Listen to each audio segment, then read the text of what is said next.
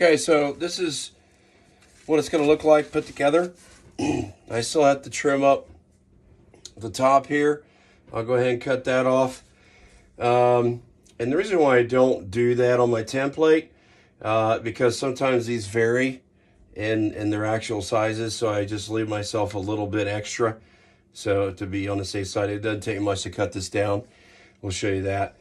And then if I take a look at the back here, obviously you could tell that these need to be trimmed off here and here. Now it's flush on this side, so I don't have to worry about that side. And then we'll go ahead and trim this small piece of pieces of wood here. Okay, and I'll show you on the next video.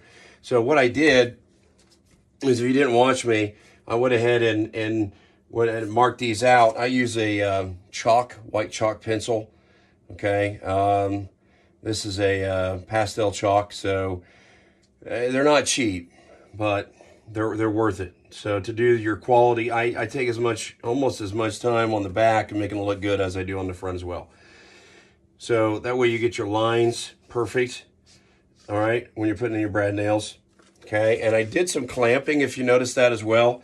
So that way it really gets this butted up against the union, this 8th stripe.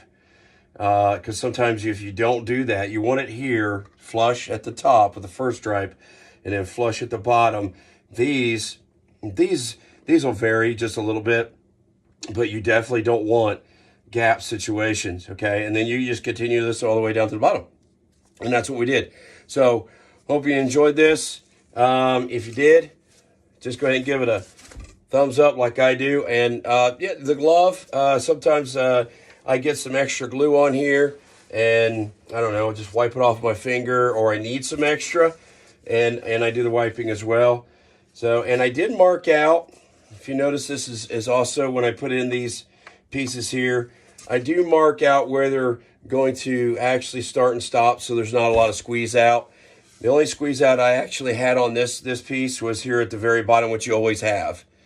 Okay, then I go ahead and take care of the squeeze out when the glue is nice and fresh. And then I put water on there, so the water gets rid of the chalk and the water gets rid of the glue. So hopefully you enjoyed it. Next step is going to go ahead and cut this thing out. All right. As always, I want you guys to have a great day, because, well, I'm going to have a great day.